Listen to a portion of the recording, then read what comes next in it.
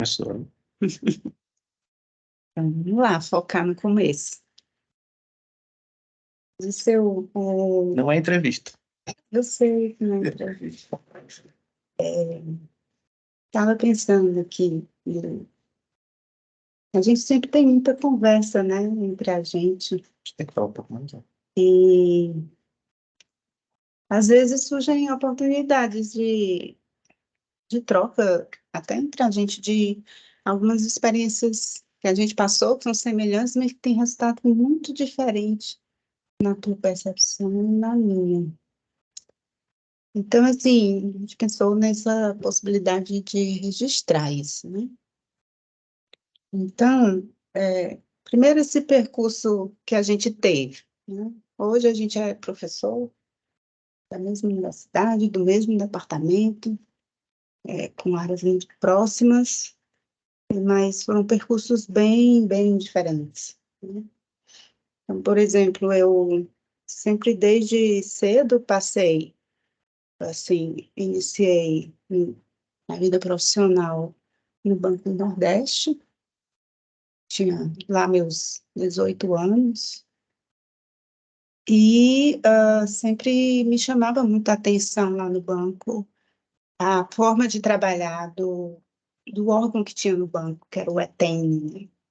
Escritório Técnico de Estudos Econômicos do Nordeste. E achava lindo, todo mundo lá era pesquisador. E isso sempre me chamou a atenção. E eu tinha aquilo achando que eu poderia, né, quem sabe um dia traçar esse percurso. Então, esse foi o ponto inicial. Daí, eu fiz o meu mestrado, já pelo banco também, dentro dessa perspectiva do ETN. Fui lá para a USP, em São Carlos, uma experiência maravilhosa, assim, primeiro, melhores momentos da sua vida que eu tive, realmente, lá em São Carlos, muito bom. E aí, claro, uma experiência transformadora, né? Na medida de que a gente descobre que é isso mesmo, e que não tem retorno. E a partir daí, o doutorado. Então, voltei, fiquei mais 2 anos no banco, e resolvi fazer o doutorado, e aí, o doutorado fora. Foi quando eu fui para Cornell. E de Cornell, volto ainda, assim, a segundo melhores momentos da vida da gente também foi, né, doutorado, assim, foram 5 anos sem igual, muito ricos em todas as perspectivas, não somente do que estava aprendendo, mas de vivências, de experiências muito boas. E que eu acho que alimenta tudo que a gente desenvolve após aqueles 5 anos, né? Então, é muito forte para mim, foi muito forte a experiência do doutorado, porque ela ainda, hoje, é norte para muitas coisas que eu ainda faço hoje em dia, mesmo passados tantos anos, e eu sei que isso é devido a uma situação muito especial que a gente vive durante aqueles anos. Acho que é isso que a gente tem que ter em mente. São 5 anos, são longos, mas são 5 anos que podem realmente alimentar toda uma, toda uma vida profissional para frente, né? Não fique parada ali, mas que pode realmente alavancar e alimentar e fomentar. Isso é muito bom para mim.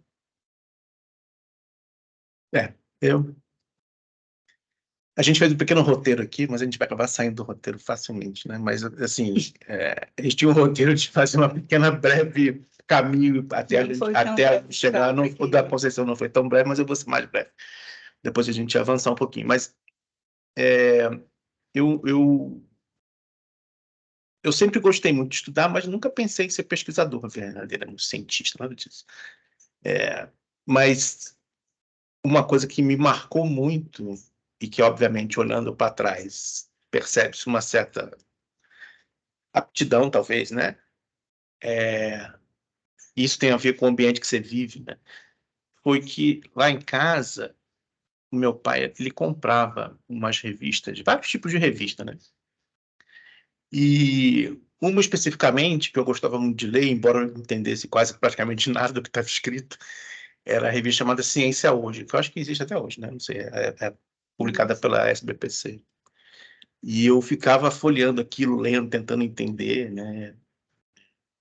Eu acho que eu comecei a ler aquelas revistas quando eu tinha, sei lá, uns 11, 12 anos. Foi próximo, que também é outra coisa que me marcou, próximo, eu acho que muita gente também teve a mesma experiência, próximo daquele programa chamado Cosmos, do Carl Sagan, que passou no Brasil, né, no início de 1980, 81, algo desse tipo.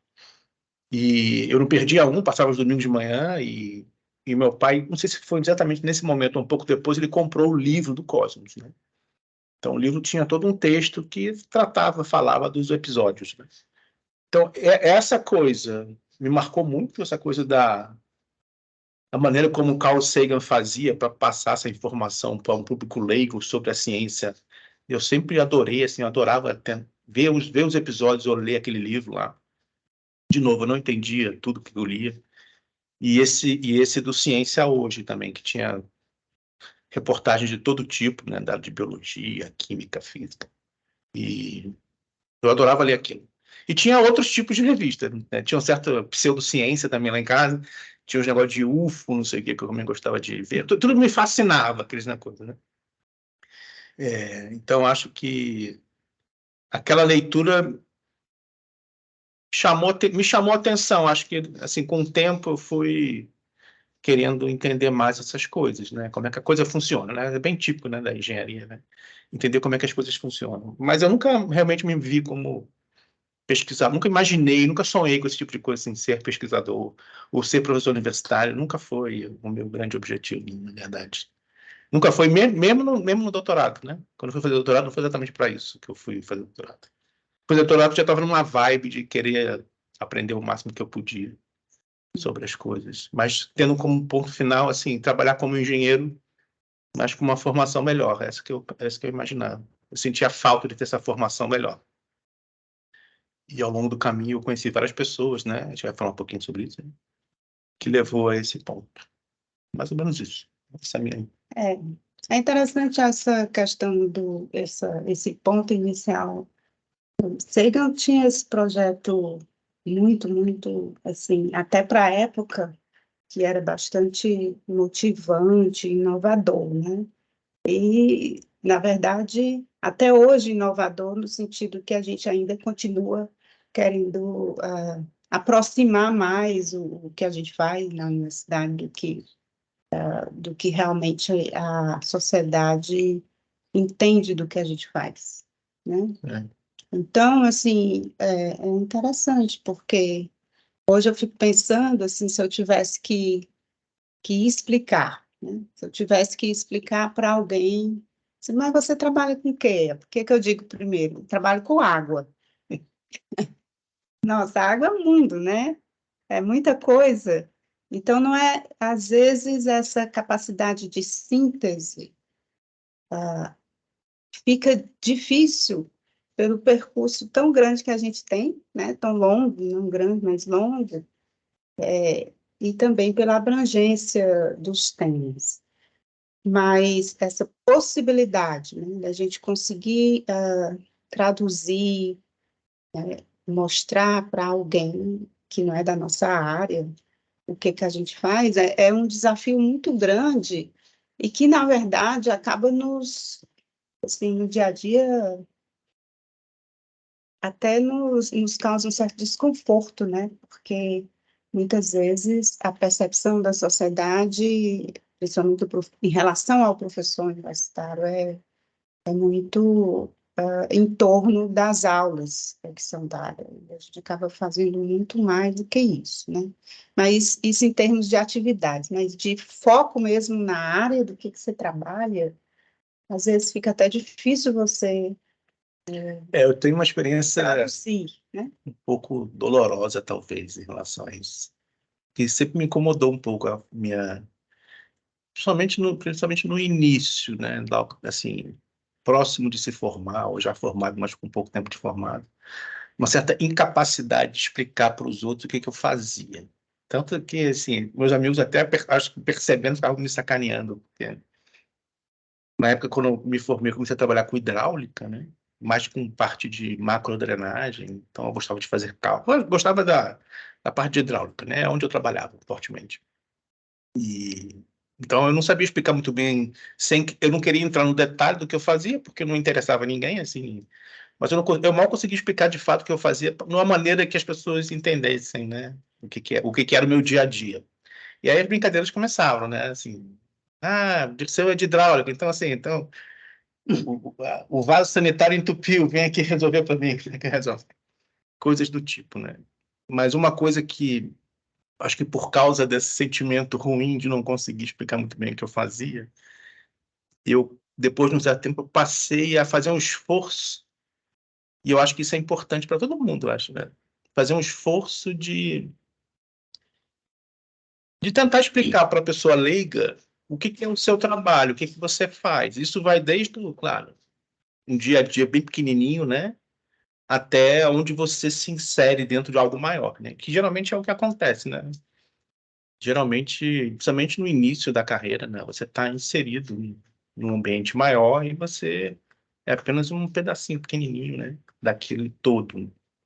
E às vezes é difícil você perceber o que é o todo, onde é que você está, né? Então esse esforço é importante. E isso eu acho que ele caminha junto, né? Com esse esforço de saber onde você está num algo maior. Então isso depois de um certo tempo, pouco tempo, né? Assim, eu sempre gostei muito de escrever, então eu ficava tentando escrever. Nem que mostrasse para ninguém, mas como é que eu explico o que eu faço de uma maneira interessante, né? Ninguém quer dizer o que faz é uma coisa chata, né? Mas, de certa forma, em alguns momentos, para os outros é uma coisa chata, porque eu lembro que na época basicamente, eu fazia os cálculos, né? De superfície livre, né? Rios e lagos lá do Rio de Janeiro. Geralmente era o que eu fazia os cálculos para fazer as avaliações, os estudos, etc. E isso, para quem não entende o processo, é muito complicado, né? Então, às vezes eu falo assim, numa frase, eu falo, não, eu trabalho com drenagem urbana. Nem era drenagem urbana exatamente, né? Mas era um pouco, mas necessariamente urbana, mas as pessoas entendiam com mais facilidade, né? E por aí vai. Então, eu acho que se forçar a fazer esse exercício de tentar identificar o que você faz, o que você quer fazer, inclusive, né?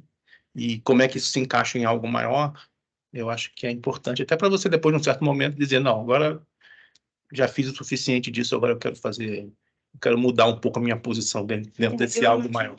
A resposta vai mudando ao longo do tempo. Não, você está citando os exemplos de drenagem, que talvez seja, inclusive, dentre tudo que você já fez até hoje, o mais próximo da sociedade, mais fácil dela entender, né? O que você faz. Mas se você tivesse que hoje explicar o que você faz, a dificuldade com certeza seria ainda mais. Hoje talvez seja mais difícil de explicar, mas assim, a bagagem que a gente carrega acaba tornando um pouco mais fácil, né? Mas, de fato, você tem que criar, mais para frente, você tem que criar. Você tem que criar assim, um certo arcabouço para você entender o contexto do que você faz, né? Então, não isso me faz lembrar uma coisa muito interessante em relação a é uma constante na vida de professor e de pesquisador como um todo, essa necessidade de explicar o que faz, né? A gente está falando de uma maneira geral, mas qualquer trabalho que a gente faça, vai para um evento, né? Ou mesmo em sala de aula, para os alunos da pós-graduação, a gente precisa explicar algum trabalho feito, né?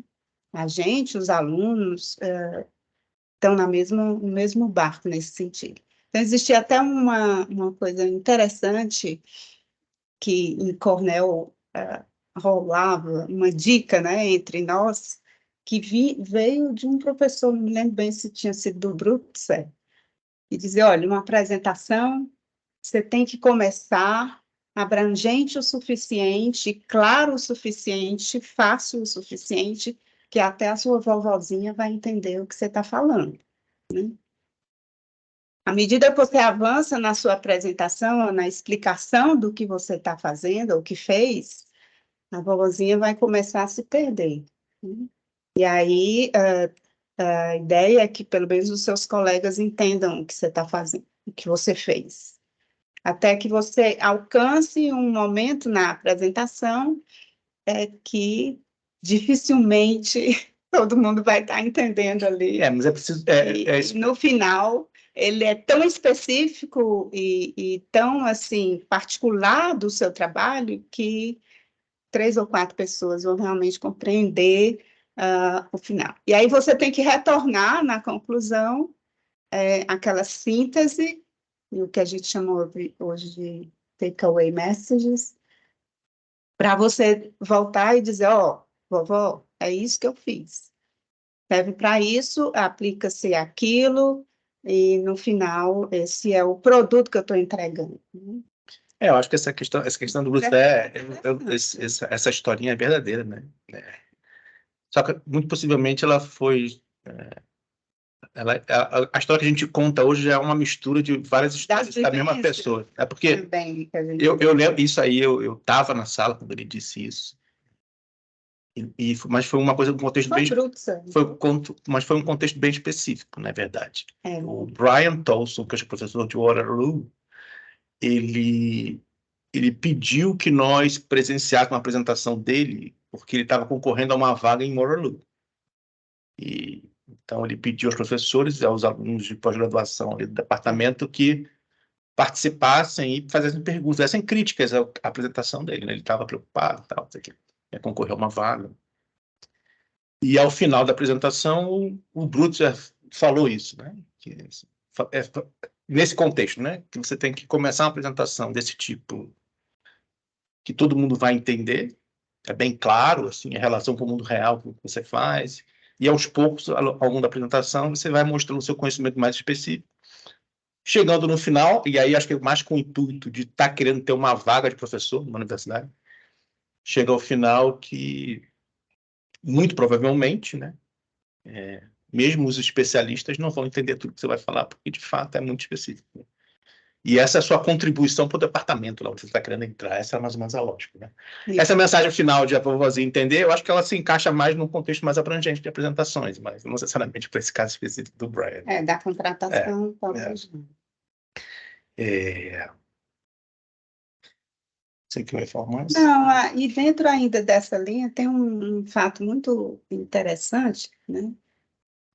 Que me lembra também ainda, como eu falei desde o começo, né? As experiências vividas são tão ricas que elas nos acompanham a vida toda. Esse momento de apresentar trabalho é muito típico da nossa vida, né? Muito do aluno de pós-graduação também, onde ele começa a ser exposto a esse tipo de situação, ele tem que apresentar projeto de pesquisa, ele tem que apresentar a sua dissertação ou a tese, fazer seminários, apresentar trabalhos em congresso, então ele começa a realmente ser exposto a esse tipo de situação. Mas, mesmo dentro dessa experiência que a gente teve, também me chamou muita atenção, quando eu estava lá em Cornell, que assim, o meu orientador era o Laux, né? Então, um cara, assim, dispensa qualquer tipo de apresentação na área de recurso hídrico, né? Daniel Pittlaux. Daniel Pittlaux. Nem todo mundo conhece, assim, fala. E houve um momento muito interessante que ele ia dar um seminário, né, lá em Cornell, que ia ser transmitido para outras universidades. Isso lá na década, lá em 2000, né? Anos 2000 e qualquer, bem no começo. E a gente percebia claramente que ele estava nervoso, né? Então, eu fiquei sem entender aquilo ali. Como é que o Laux está nervoso para apresentar um seminário? O Laux. E ele demonstrava claramente a inquietação que ele estava, né? e chegava junto da gente, perguntava o que a gente estava achando, se a gente achava que tinha sido claro, como é que tinha sido. Então, perceber aquilo, para mim, foi quase que, assim, libertador, né? Você saber que, mesmo para aqueles mais experientes e que, com certeza, já tinham superado muito essa fase, né, de se expor, mesmo assim, continuava com aquele cuidado, né? E aí que eu fui entender que realmente é um momento de exposição e que nunca é um momento qualquer, né? E que, principalmente, assim, deixar claro para os alunos que não existe segredo, a gente precisa realmente se preparar para tudo que faz. Qualquer que seja uma apresentação, você pode ser o mais experiente possível, mas é um momento de exposição e é um momento que requer realmente preparo. E não tem jeito. Você tem que saber exatamente qual é a mensagem que você quer passar, você tem que buscar colegas realmente que possam lhe dar um feedback honesto daquele trabalho, daquela maneira de apresentar, se está claro, se não é. E que aperfeiçoamentos vão sempre ser possíveis, né? Então, isso foi algo muito interessante também, que eu percebi, e que eu acho que mostra a riqueza do percurso, né? Eu vou estar sempre lembrando do percurso, dentro dessa perspectiva de que, assim, passar a mensagem de que nada se perde nesse percurso, né? A gente tem sempre os momentos de aprendizado não estão só na sala de aula. Tem muito a ver com as relações que você tem, né, com o orientador, as diversas formas. Você precisa observar muito a postura, as atitudes, né? A relação com o orientador é muito importante, realmente é muito rica. E com os colegas, né? Eu acho que é um local, eu acho, assim, a pós-graduação, é um momento, é um local onde existem pessoas ali muito especiais, né? E que dividem com você alguns interesses semelhantes, né? E interesses, motivações, que não é fácil de encontrar em qualquer outro lugar, né?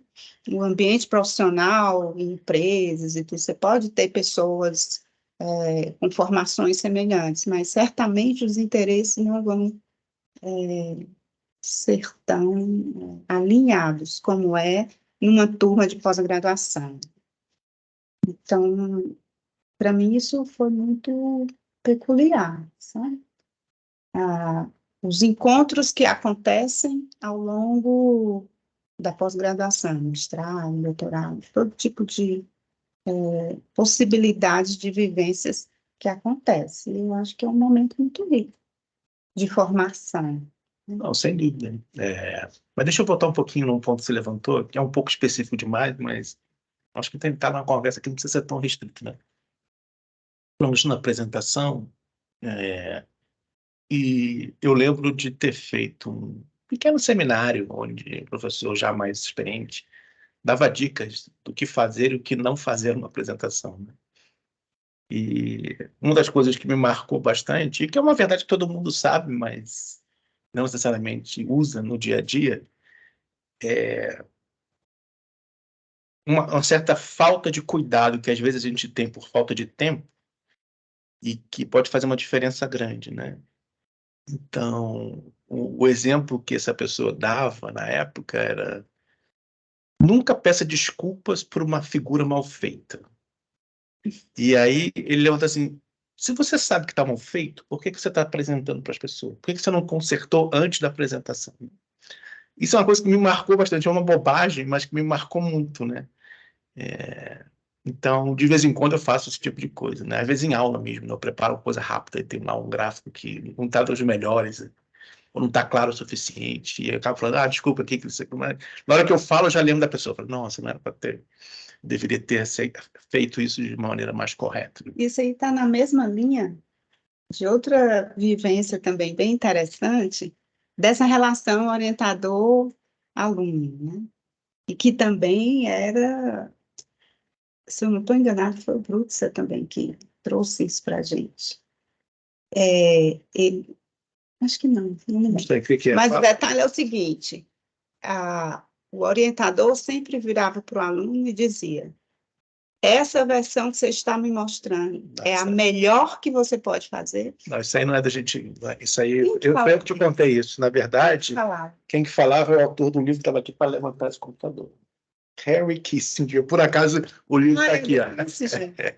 O Kissinger foi longe, mas Mas essa é uma perspectiva muito interessante, porque muitas vezes a gente como orientador, né, e fomos alunos também um dia, a gente quer, enquanto aluno, quer entregar o produto, a gente sabe que tem problemas ali, que poderia melhorar um gráfico, uma figura, o texto não está bom, que faltam algumas referências importantes, e mesmo assim o aluno vai na entrega, para cumprir um prazo, né?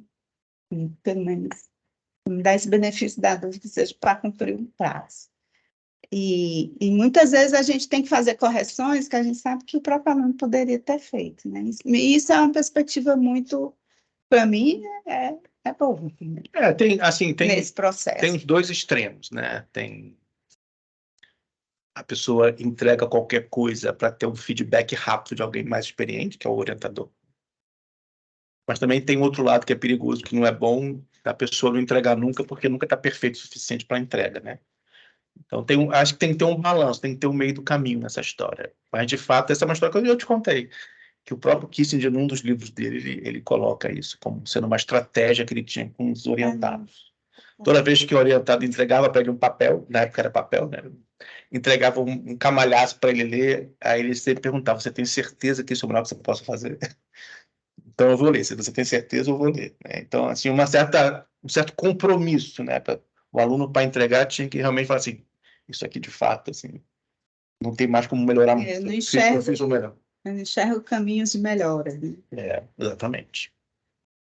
Essa questão do orientador, eu falei a coisa da apresentação, né? Mas eu vou ficar um pouquinho na apresentação, depois a gente muda de tópico, que eu acho que é algo que a gente meio que falha um pouco, né, na universidade. Não vou nem falar da universidade de maneira geral, mas num ambiente que eu vivo um pouco. Assim, geralmente, as apresentações poderiam ser bem melhores, né? Eu acho que a gente falha, principalmente na graduação. Já na graduação, a gente falha em expor os alunos a apresentações, porque isso é importante não só no mundo acadêmico, é importante na profissão, qualquer profissão, né? Assim, é muito importante você ser capaz de fazer uma boa apresentação, né? Clara, direta, num tempo razoável, bastante objetivo. E uma coisa que eu sempre faço, isso não significa que as minhas apresentações são sempre boas, tá? Mas algo que eu sempre faço, sempre, e não sei exatamente com quem eu aprendi, mas eu sei que assim, meu orientador do doutorado forçava muito esse tipo de coisa, mas antes de fazer qualquer coisa, antes de pensar em qualquer gráfico, qualquer figura, eu coloco no papel uma lista das mensagens que eu quero passar na apresentação. Né? Então, geralmente a apresentação é de algo que já foi feito, né? Embora você possa fazer apresentações, dependendo de onde você está na sua carreira, de coisas que você precisa ser feitas, ou tem vários tipos de apresentação, né? Mas dificilmente vai sair uma boa apresentação se você não tem claro na sua cabeça a mensagem que você quer passar. Por quê? Primeiro que toda apresentação tem um tempo limitado, né? Então, certamente, eu digo isso com muita tranquilidade, certamente você vai ter que deixar coisas de fora da apresentação que você acha importante. E para deixar alguma coisa de fora, você tem que ter uma ideia muito clara do que é importante passar de mensagem. Então, você tem que fazer esse caminho. E eu costumo fazer uma lista no papel. E essa lista, claro, à medida que a apresentação vai sendo feita, construída, essa lista vai mudando, né? Ela pode mudar, não precisa ser uma lista É uma lista inicial. É uma lista inicial, para você começar a pensar as coisas, né? E aí é meio que vai, assim, o que é importante ter de mensagem? Então, é quase que você já prepara o slide final, né? Quais são as mensagens finais que você quer passar para quem está assistindo? E a partir daí você começa a pensar, bom, para que de fato fique clara a mensagem, o que eu preciso mostrar e como eu preciso mostrar, né? E aí você vai meio que construindo a apresentação de trás para frente, né? E o que eu preciso contar para ter um nivelamento, né? Porque o grande desafio de apresentação é quando você não sabe exatamente quem é a sua audiência, né? E se a audiência for muito heterogênea, é um desafio gigantesco, porque você tem que fazer um esforço muito grande para, num tempo curto, conseguir fazer um certo nivelamento do conhecimento para que todos possam entender pelo menos a sua linha de raciocínio, né? Sem necessariamente entender todos os detalhes, mas pelo menos a linha de raciocínio é importante. Então, eu sinto um pouco de falta disso nos alunos, porque às vezes eu vejo a apresentação deles, a impressão que tenho é que eles querem apresentar tudo que eles fizeram naquele tempo. Então, acho que é um caminho equivocado para você construir uma apresentação. Você não precisa, nem deve, né, apresentar tudo que foi feito naquele estudo, né, porque, primeiro, que não tem tempo, né? E segundo, que não exatamente ajuda a entender a mensagem. A apresentação, geralmente, é algo curto de, sei lá, 10 a 20 minutos. A não ser que você tenha assim, uma aula para dar 50 minutos de apresentação. Mas você vai abordar outras coisas também. Acho que todo tipo de apresentação, independente do tempo, você vai ter que definir primeiro quais são as suas mensagens principais e depois trabalhar nelas, né? Acho que isso é uma coisa que também... Momento educativo do vídeo. Outro elemento importante também é o público, né? E aí a gente volta para aquele mesmo ponto inicial da nossa conversa do Sagan. Para quem você está apresentando? Porque isso muda completamente quais são as mensagens que são importantes, né? Um mesmo trabalho pode ter mensagens importantes entre nós, colegas, mas ele pode ter outro tipo de mensagem se eu quiser passar aquele trabalho para um cara tomador de decisão, uma mulher que esteja tomando decisão. Outra coisa que me veio à cabeça foi o Laux de novo agora, seu orientador.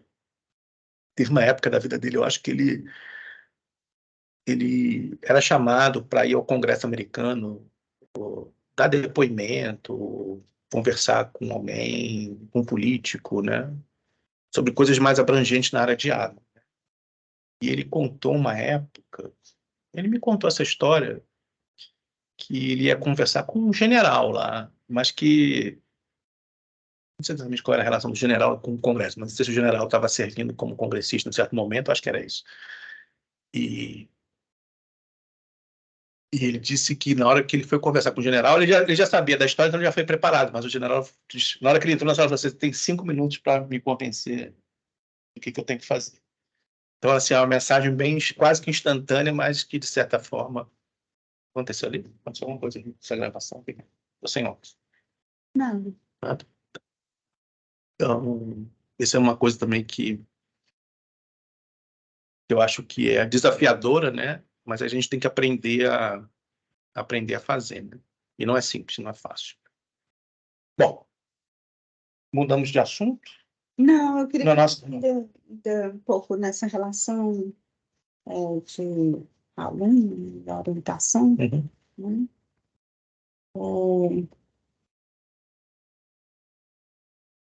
A gente, nos poucos exemplos que a gente está dando aqui, essas pessoas surgem, né? Eu costumo, quando eu começo a conversar com algum novo aluno, principalmente alunos de doutorado, né? Doutorado é uma vida, né? São 4 anos, pelo menos. Então, é muito difícil que nesses 4 anos a vida desse aluno ou dessa aluna seja uma linha bem tranquila, sem nenhum percalço. Então, eu sempre costumo saber e conversar dentro da perspectiva de que vão haver né? Vai haver possibilidade de percalços no caminho. Então, essa relação orientador-aluno, eu acho que ela é muito importante, sabe? Ela jamais, em meu entendimento, deve ficar. Eu acho que a gente fica meio que numa corda bamba, que a gente não pode ficar muito numa situação de permitir muita que as ocorrências pessoais, né, que vai acontecer com esse aluno, com essa aluna, possa prejudicar o andamento da pesquisa, mas, ao mesmo tempo, ter a ciência de que isso é sempre uma possibilidade, né? Então, essa relação com o orientador é muito importante, né? Para mim, foi muito importante com o Lautes, apesar dessa particularidade dele de ser, assim, tecnicamente, profissionalmente, a melhor pessoa que você possa pensar para fazer um doutorado na área de sistemas hídricos, né, tomada de decisão. Uma pessoa que a gente fazia uma analogia. O Lautes é um livro, né? Mas para você usufruir de todas as possibilidades do que ele pode lhe ajudar em termos profissionais, você tem que abrir esse livro e expor, né? Então, tinha eu tinha essa perspectiva com ele. Você aproveitaria o quanto mais você buscasse junto a ele esse aprofundamento. Mas, antes de qualquer coisa, ele era uma pessoa muitíssimo humana, né? Então, assim, ele era uma pessoa interessante, né? E interessado em pessoas também. E isso, para mim, no meu percurso, fez toda a diferença, né? Eu tive um fato importante no meu percurso de doutorado, que foi a perda da minha mãe, e a maneira como ele lidou com isso foi, assim, excepcional, né? Que viabilizou completamente, inclusive, a continuidade e o retorno. Então, eu acho isso muito importante, sabe? Essa perspectiva, a completude que é da relação orientador aluno, né? Isso é uma relação completa, né? Porque você tem a perspectiva de formação, mas uma formação não somente técnica, mas uma formação de pessoas, né? Completas, íntegras, e na integridade também. Então, acho que isso foi algo que me marcou muito e que deve ser valorizado no percurso, eu acho, de uma formação de mestrado, de doutorado. O doutorado é mais longo, dá mais oportunidade nas coisas acontecerem, né, ao longo do doutorado. Mas aí você, assim, eu não vou entrar muito no detalhe da relação com o orientador, mas eu vou voltar um pouco no tempo. Eu acho que essa coisa me persegue um pouco. Quando eu estava na graduação, eu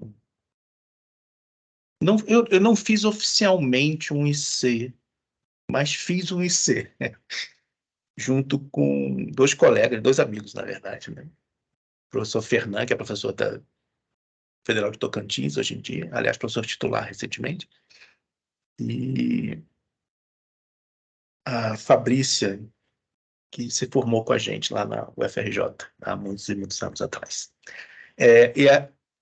Eles começaram a fazer um IC na engenharia oceânica, e eu tenho uma certa... Eu gosto de ficar estudando outras coisas além do que eu formalmente estou estudando, né? Então, eu estava fazendo engenharia civil, né? Engenharia oceânica é algo próximo, mas não é, obviamente, é outra coisa, né?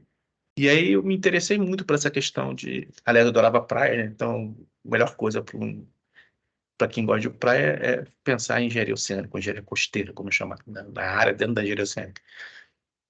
E eu acabei conhecendo um professor lá, o professor Cláudio Neves, e embora o Fernand e a Fabrício estavam fazendo o IC, eu acabei acompanhando esse IC como se eu fosse um dos alunos de IC, né? Outro dia não, já tem um certo tempo, até encontrei com o Cláudio, ele mencionou, fez uma referência em relação a mim como se eu fosse aluno de IC dele, mas eu não, oficialmente não fui. Isso não tem registro em lugar nenhum, porque simplesmente na prática não, né? De direito eu não fui, mas fui na prática, né? E essa coisa de procurar estudar conhecimentos afins com o que você faz, muito importante. E você começa a perceber que em áreas próximas, obviamente, faz sentido isso, né? Tem um conhecimento compartilhado muito grande, mas às vezes com perspectivas e visões diferentes, né?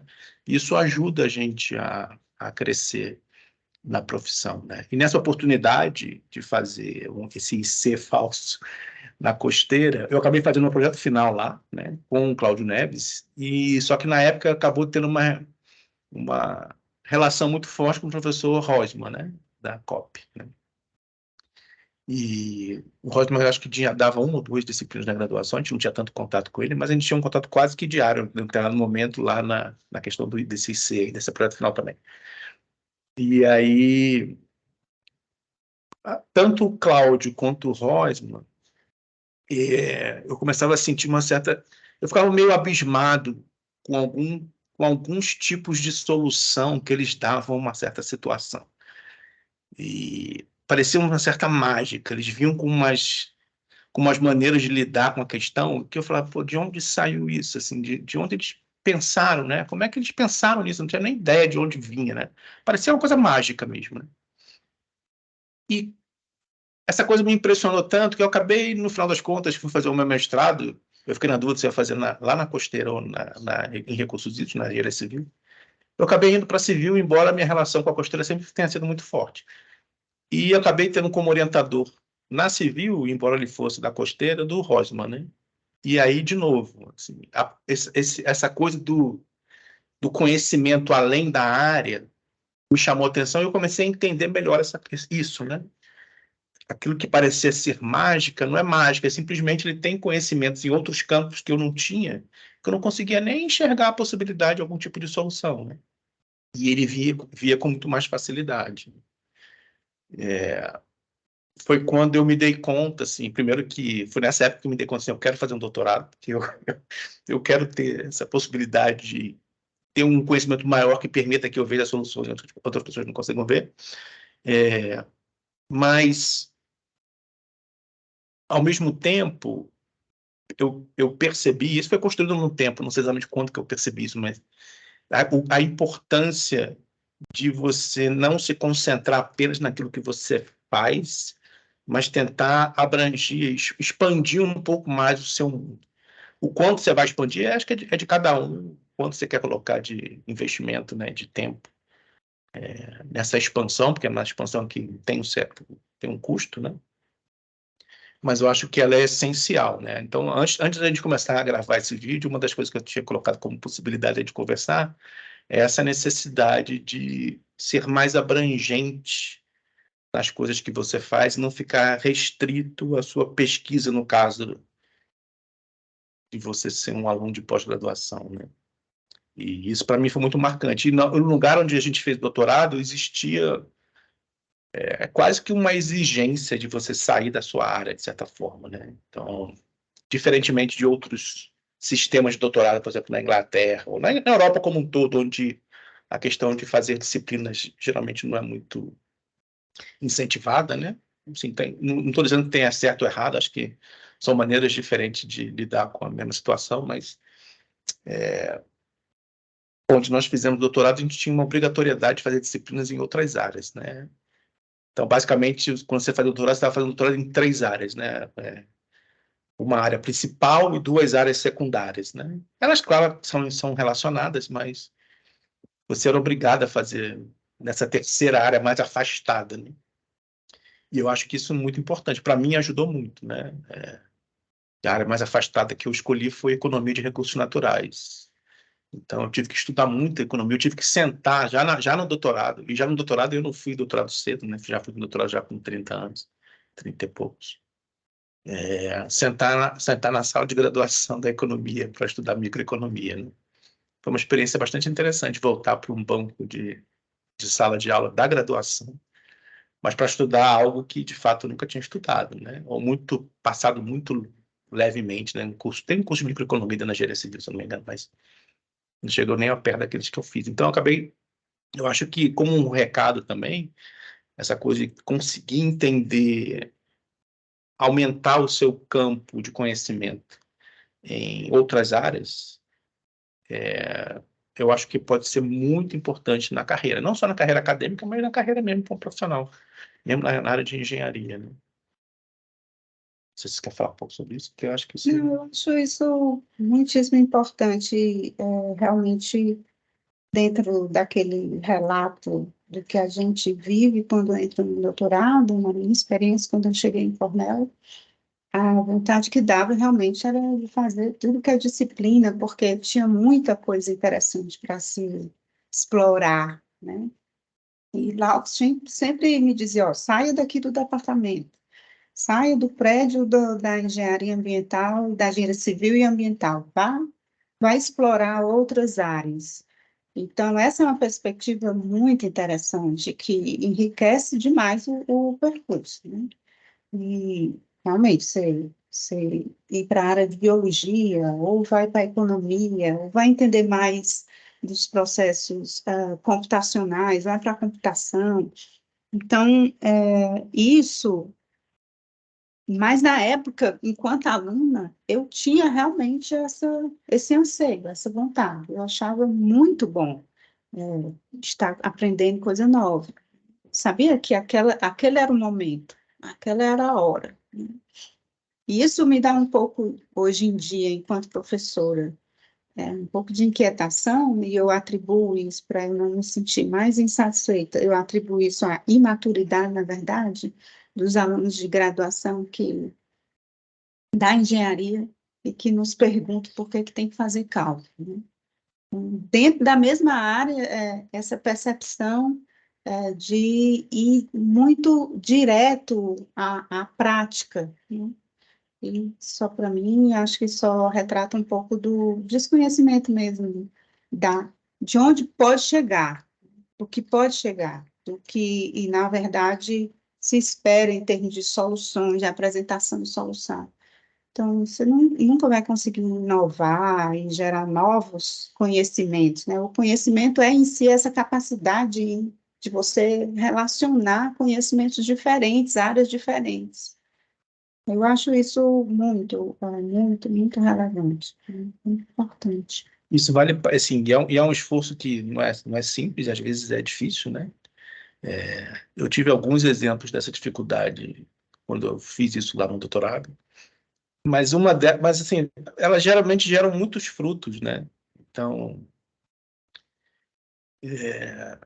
eu acho que sempre vale a pena. Claro que é uma decisão pessoal, né? Do quanto você quer investir em algo que você não tem muita ideia de como é que funciona. Se isso vale a pena para você, assim, é uma decisão mais pessoal mesmo, né? Mas às vezes o caminho mais fácil no curto prazo não necessariamente é o melhor caminho, né? Então, às vezes vale a pena fazer um esforço, passar por momentos mais difíceis, para lá na frente você ter uma formação mais sólida, né? Essa formação sólida é muito importante. Essa coisa da mágica que eu costumo falar quando eu me referia lá nos papos com Cláudio Neves e com Rosman. O Rosman formado no MIT, né? O Rosman do Então, MIT. assim, sem sombra de dúvida, boa parte da mágica vinha de uma boa formação. Nossa, ele viu as coisas que eu falava assim, Acho que é boa formação. É isso que diferencia realmente, assim, você ter uma solução inovadora ou não. Não tem como, não tem segredo, né? Não tem mágica.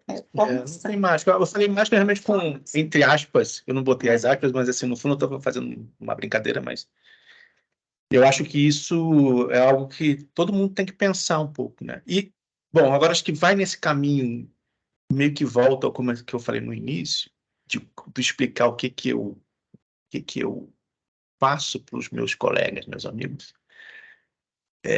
Mas eu acho que vale para mim mesmo, né? Como eu estou sempre tentando entrar por áreas novas e às vezes até dar as costas para as áreas antigas, mas por decisão pensada,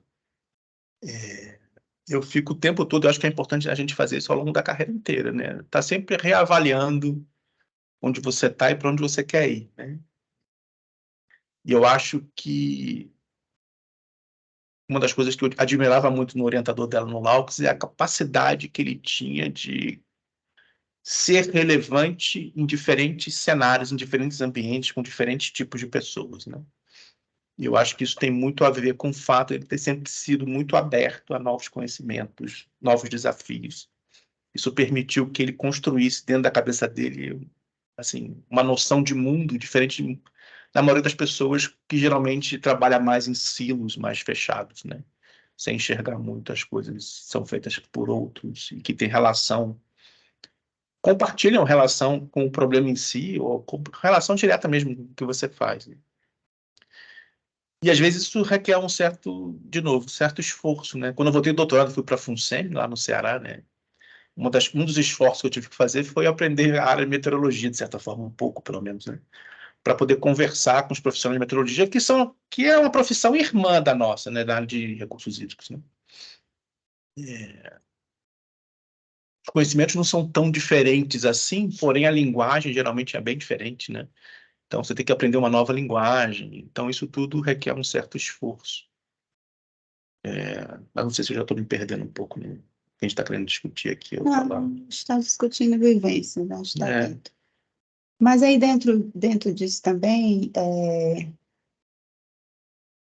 você teve a oportunidade de conviver também com uma pessoa excepcional em termos de formação, que era o Jerry.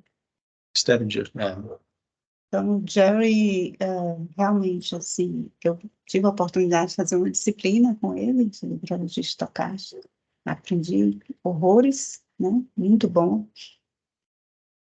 Mas ele realmente tem característica diferente dessa abrangência do Laux, mas, por outro lado, muito foco no que ele faz.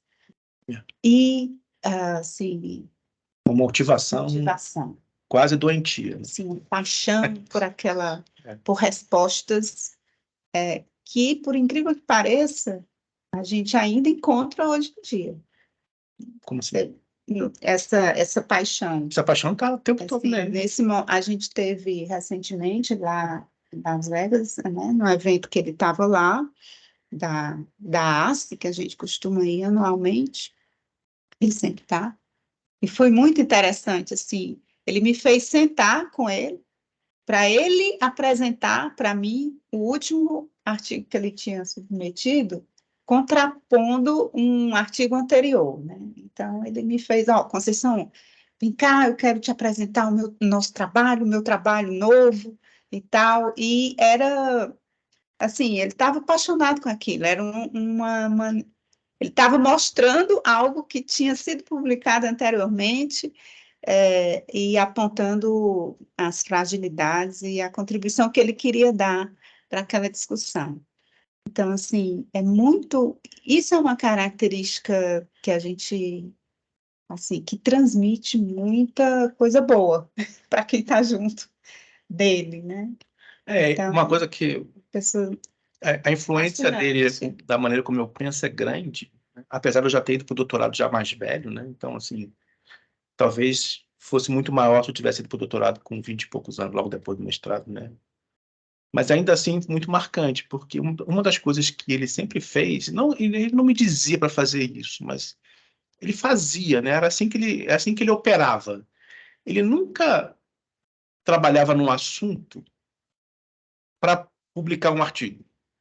Esse não era o motivo, embora, obviamente, que sempre resultava em algum artigo, mas ele trabalhava para, de fato, resolver o problema ou abrir as cortinas para que o problema possa ser resolvido. Assim, ele estava sempre querendo mostrar o diferencial dele em relação àquilo. Ele nunca estava satisfeito em simplesmente fazer mais um artigo. Ele nunca, nunca. Tinha que ser sempre algo que fosse, de fato, mudar a maneira das pessoas verem o problema, de alguma forma. Isso é uma coisa que sempre me marcou muito. Eu acho que talvez até me atrapalhe um pouco no meu dia a dia, porque eu acabo ficando um pouco... Assim, trabalho no que eu faço, no que eu acho que tem que ser feito, mas acho que o resultado final nunca está no nível do que seria nessa visão de que você tem que publicar algo que de fato faça alguma diferença, né? Isso aí, se a gente entrar nesse tema aí, É. a gente vai passar 3 horas. Fazer a terapia aqui. Vai ter que Mas acho que destrinchar muito marcante, né? Da CAPES, dos programas de pós-graduação. E outra coisa muito interessante, bem recente, que está acontecendo, né? Não aconteceu, mas está acontecendo, é essa relação com ex-orientados do mesmo orientador, né? Isso na vida acadêmica, você tem essa coisa da família acadêmica, né? Então, assim, como... A gente não fala muito isso no Brasil, mas lá fora é muito comum, né? Você falar que você tem irmãos e irmãs acadêmicos, né? Que tiveram o mesmo orientador, né? Então, tem neto, tem gente que tem orientador que tem neto acadêmico, né? Essas coisas, né? E recentemente, a gente, assim, conversando sobre um assunto específico da área que eu trabalho, para um workshop que vai acontecer agora em novembro, a gente acabou entrando em contato com, digamos assim, 2 irmãos acadêmicos. Eu e o Eduardo somos irmãos acadêmicos, assim, nós dois somos orientados. Eduardo Sávio, né, que acho que o pessoal do PETA conhece bem, que é presidente da FUNSEMI e professor da UFC. E nós tivemos o mesmo orientador, né, em épocas um pouco diferentes, ele estava saindo, eu estava chegando, mas a gente acabou tendo contato fortemente com o primeiro orientado do nosso orientador, do Jerry, que é o Richard Vogel, que é professor, já é professor emérito, né? O Vogel, a idade é próxima do Jerry, foi o primeiro orientado do Jerry, né? Então, assim, eles têm idade similar. E é um cara sensacional, né? Assim, uma lista de publicações gigantescas e todas muito relevantes, né? E aí é impressionante, estava conversando com a Conceição, né? Acho que teve uns 2 semanas atrás, né? Foi no fim de semana, inclusive, né? Houve uma troca de e-mails entre mim, Eduardo, o Vogel, num sábado de manhã, porque nós iríamos para Boston participar desse workshop onde ele mora, onde ele está ajudando a organizar. E aí eu lembrei da empolgação do Jerry, porque é a mesma empolgação. O Vogel, assim, a gente foi uma troca numa manhã de sábado, e é artigo para lá, artigo para cá, leia isso, veja essa figura, olha o que a gente está fazendo, vamos fazer assim, vamos discutir isso quando você vier aqui. Assim, o nível de empolgação do sujeito é uma coisa que é impressionante, né? Exatamente porque eu estou falando isso mais... Está falando isso, em função desse tema que eu acho muito importante, Que é a relação com o orientador. Que é a relação com o orientador. E com o grupo de pesquisa também, né? E com o grupo, com colegas, né? E o quanto isso influencia por toda a sua vida, né? Então, tem realmente características muito peculiares de um e outro, assim, no meu caso, para o Laux, essa riqueza que ele tinha técnica, mas particularmente a pessoa humana que ele era, a maneira como ele lidava com as pessoas e essa abrangência de interesse que ele tinha em diversos assuntos, Gero com essa característica muito motivadora, muito assim apaixonada pelo que faz. Então são coisas que marcam muito assim a vida de formação de um pesquisador, eu acho. Então, é muito importante a escolha de onde você vai e com quem você vai passar aqueles 4 anos de doutorado, 2 anos de mestrado. Isso é para gerar muito mais do que, assim, artigos ou uma dissertação também, né? São os produtos, mas o processo é muito rico, né? E ele realmente acompanha toda uma vida profissional, né? Pelo menos para aqueles que permanecem na academia e tudo mais. Então, acho que isso é muito enriquecedor. Isso. Muito bom. Vamos encerrar? Tá bom? Tá bom, né? Bom. Já foi. Já foi. A gente vai... Primeiro vídeo, vamos ver se a gente vai ficar bom, e depois a gente pensa aqui que a gente faz mais para frente. Exato. Um abraço a todos.